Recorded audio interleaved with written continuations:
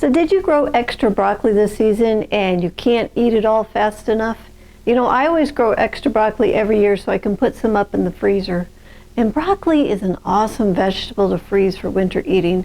We use it in stir fries and it's really great in soups. So my daughter, she loves it steamed with butter and cheese on it. So in 6 easy steps, you can make frozen broccoli to eat this winter.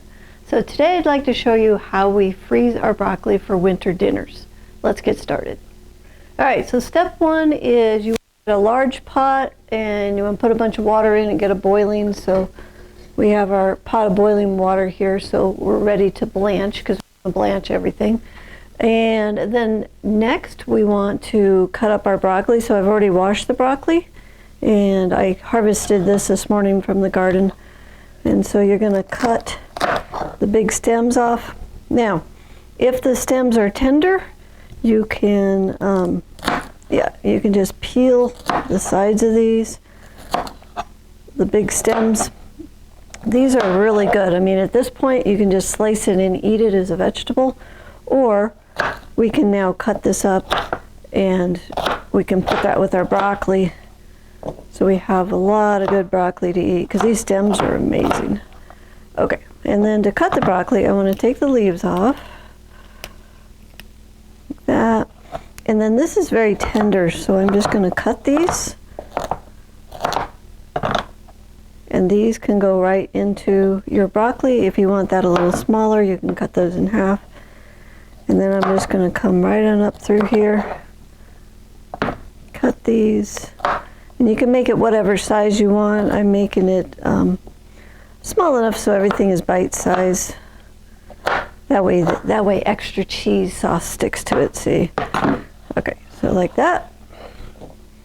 And then we just come through here and just cut all these off. If you only save the florets, you're going to be missing a lot of good food. So my family is very used to eating the stems cut like this. And I think it's just a great way to get a whole lot of extra broccoli in the freezer that you wouldn't get otherwise. And see, these ones are a little big. So I cut those in half, or I can cut those again. Like that. All right. So I am going to cut up a whole bowl of broccoli and then we're going to head to the boiling pot. Alrighty, so I have my broccoli. It's chopped down to the size of pieces that I want. And now I'm going to go over to my pot of boiling water. I'm going to turn this up. And we're going to put the broccoli in the boiling water. If you will lower down really close to the water, almost in the water, it won't splash up on your arms so bad. Okay, now the reason that we want to do this is because we need to stop the enzymes from ripening the broccoli.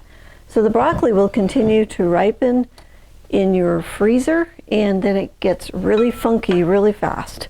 So you want it to be fresh and tasty, and so you need to go through this blanching process. So what we're doing, killing the enzymes. So I put that in the water, put the lid on, I turn the heat up, and we want to get this back to a full rolling boil. So we want it boiling up really good. That way we know that the heat's gone all the way through the broccoli.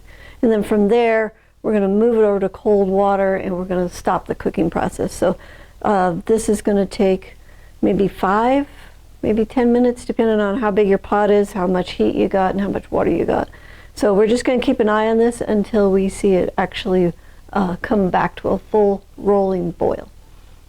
Alrighty, we're going to go ahead and check our pot. I see some steam coming out. Oh yeah, we are boiling. We got a nice rolling boil going on here. So I'm going to go ahead and turn this down, and then we're going to lift the broccoli out of the water. We're not going to dump our water, and that way if you have another batch, you can just go right with the second batch. But what I have here is my strainer that my husband took the little hook off of the end, and so now I can just dive right in there. See there, it doesn't have that hook on it. I can dive right in here and get that broccoli out of the water, and then I can save the water for the next batch, because typically I have more than one batch. So we're going to lift all that out. All right, now that we got all the broccoli out of the water, we're going to take it over to the sink. The sink is full of cold water. If you don't have cold water in your location, just put ice in it. But here in the Rocky Mountains, our tap water is very cold, probably like 38, 40 degrees. So we can just go with tap water. But if you don't have that, just add some ice. So we're just gonna leave that broccoli in here until it cools, till it cools off, and then we're gonna drain the water. All right, our broccoli is cool. The water has cooled it off. So all I'm gonna do is just pull the drain plug on the sink. This is the easiest way to do it. If you don't have that, if you're in just some buckets, you can just scoop it back out with a strainer and put it someplace where it can drain. So we're just gonna let that drain for a few minutes. Now, if you would like to get more fruits and vegetables preserving recipes, things that we do, you can get our fruits and vegetables guide, and you can find it at thelivingfarm.org/high-performance-garden-show. Then you just want to scroll down the page in the sponsor section, and you can get your ebook there. I'll also put a link in the description below. All right, we're all the way to step 6 now. So we are drained, and now we're going to bag. So you got a couple choices. You can use a hard-sided container, and you can put that in there. You want to fill it as full as you can. Get the lid on that. One of the things about the hard-sided containers is you will get a lot of ice buildup in here. So in a container like this in the freezer, the broccoli is going to last maybe 4 to 6 months. So don't expect it to go all year. Now the other choice is you can use a plastic freezer bag, and you can fill that up. It just depends on really how long you want to store it. See, this you want to zip it most of the way shut, and you want to push out as much air as you can. And so it's got, you know, it's slightly vacuum packed basically.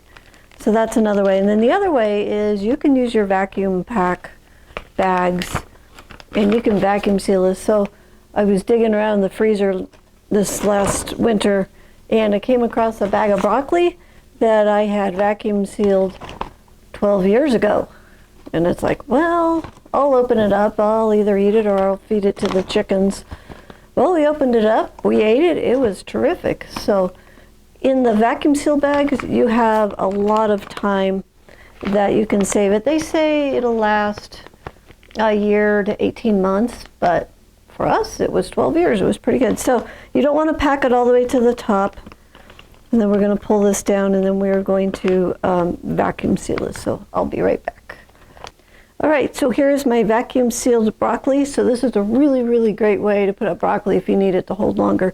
So the only other thing we need to do is to label it what it is, because when things are frozen, there's a little bit of ice, you can't always tell what it is. If you have green zucchini and green broccoli, you may not be able to tell the two apart. So label it, put the year on it. You want to do that with all.